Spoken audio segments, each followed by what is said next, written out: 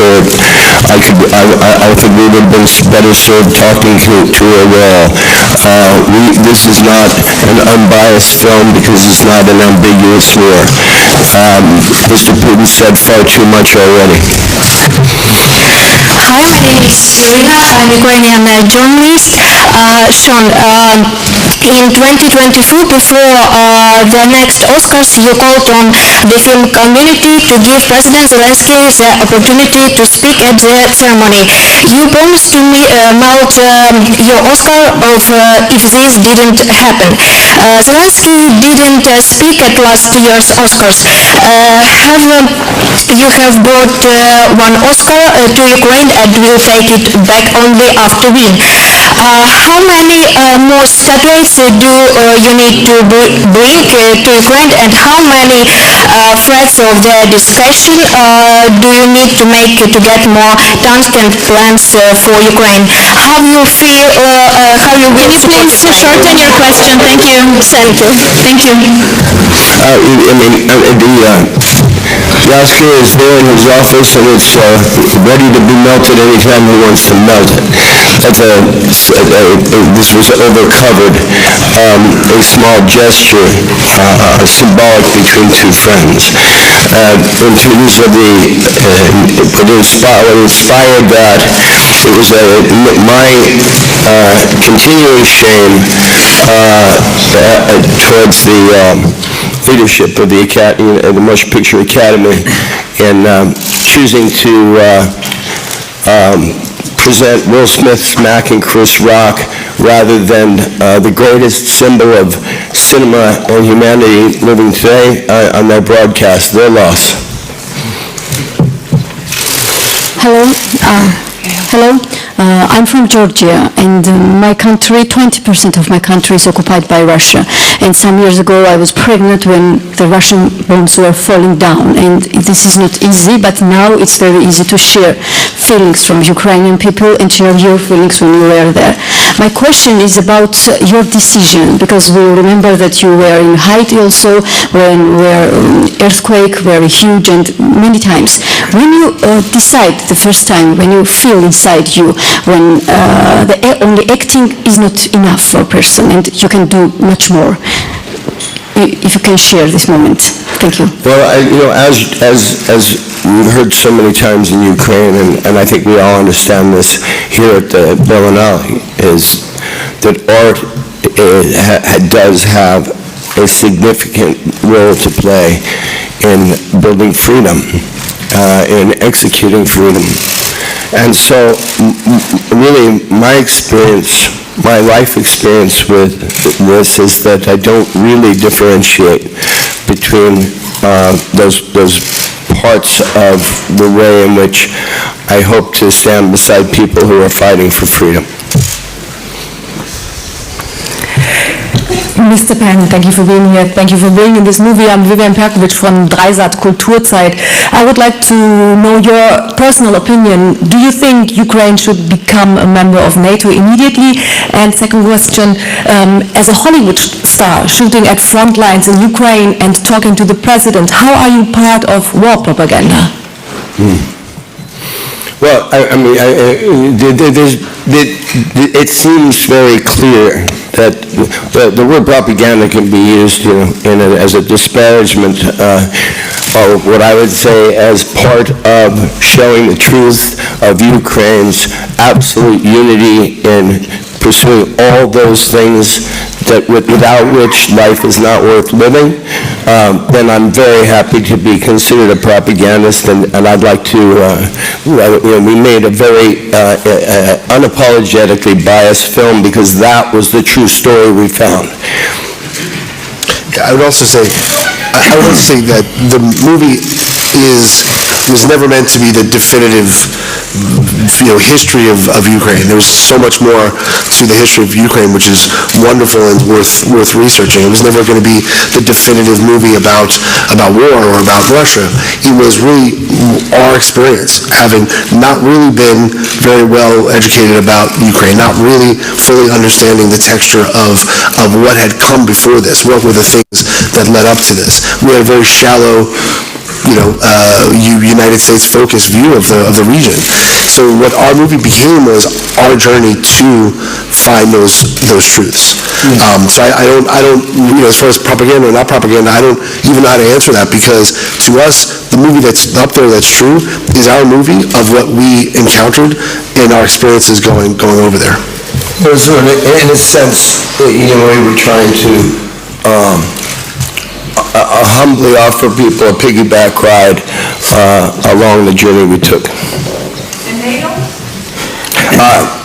Well, here's the thing. I mean, the complications of the NATO agreements, the partnerships that need to play a role, the sensitivity to it at this moment, I can't speak for the Ukrainian government on that. I can only say that whether or not in NATO, these are circumstances that demand that they be considered and resourced with everything they are requiring. In this case, they are not requiring NATO troops. They are requiring the material support that we would give any effort of defending this invaded country and this invaded people. I think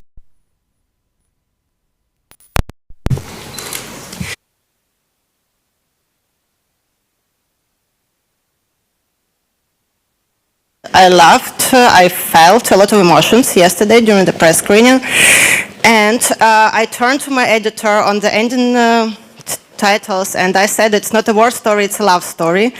And my question is, for two questions. First, what were the main turning points for you, Sean, as you met Vladimir, as you met more and more Ukrainian people, when your documentary turned from like study of this person towards actually like that?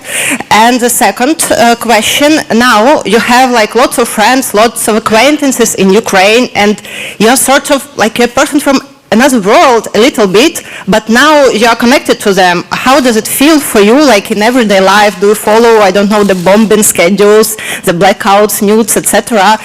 And do you have sometimes like a thought, maybe if I weren't there, I would not care so much, maybe it might be better, or it's vice versa? Thank you.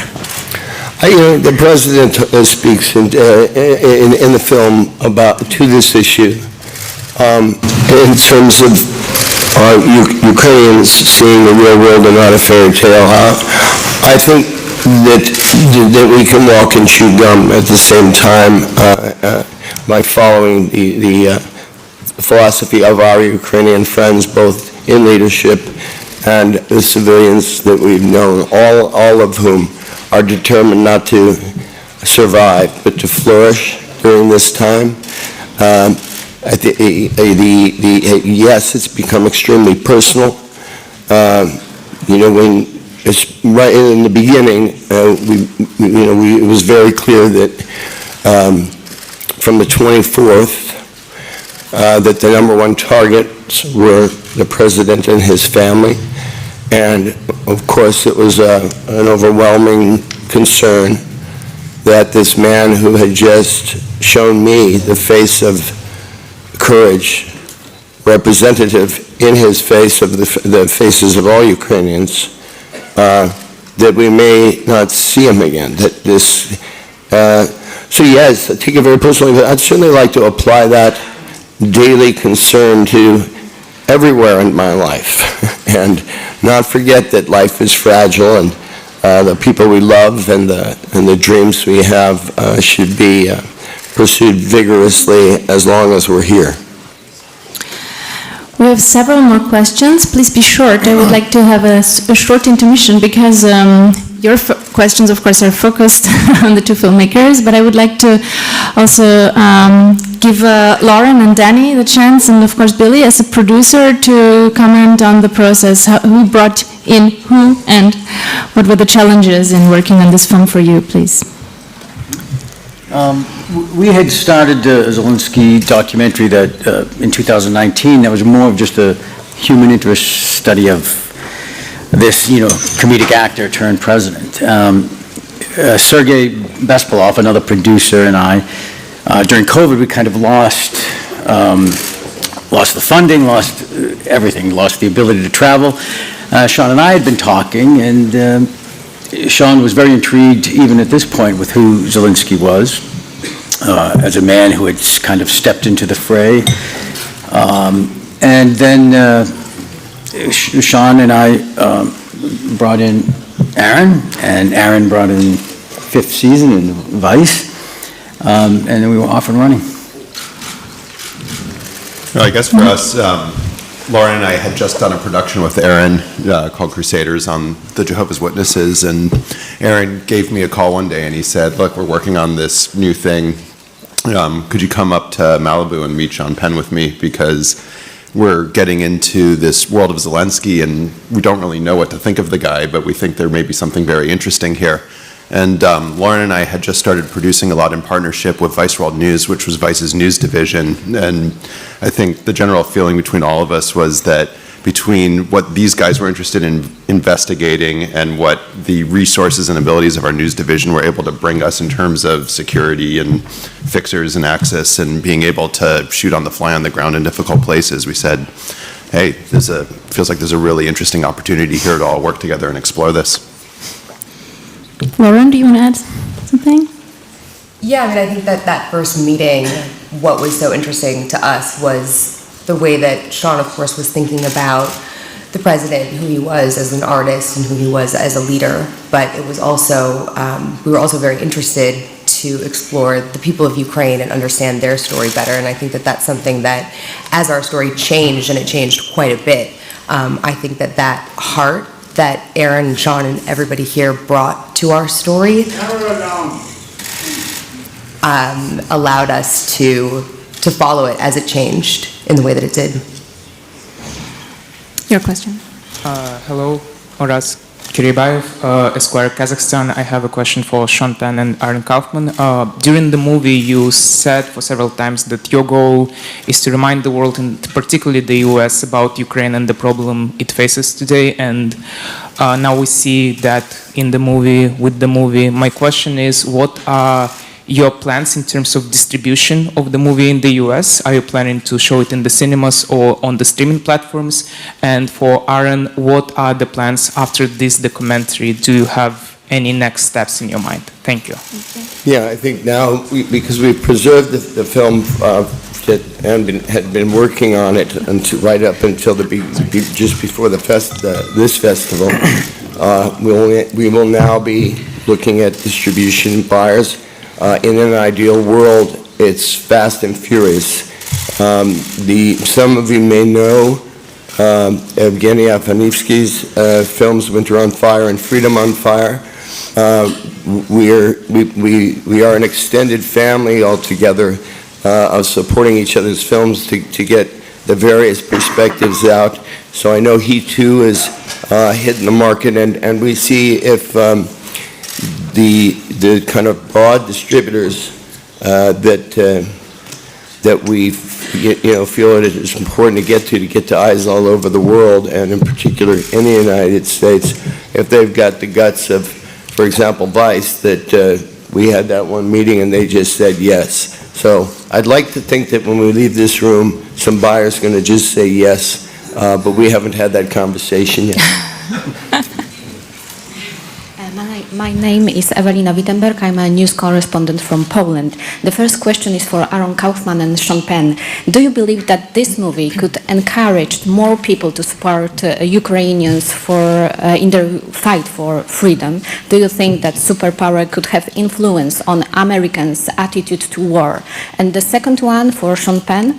I'm a journalist from Poland, so I'm really curious, how did you recall your visit to Poland in terms of helping the Ukrainian people? Thank you. You want to do the Poland part? I'll do the Yeah, okay, I'll do the Poland part and leave the other part to Aaron.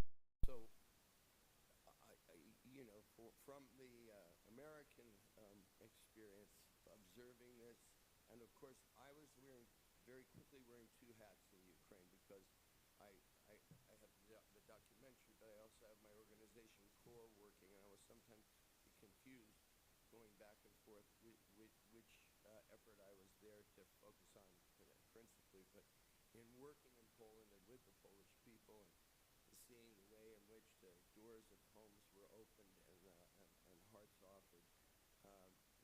This has been one of the most significantly positively supportive relationships,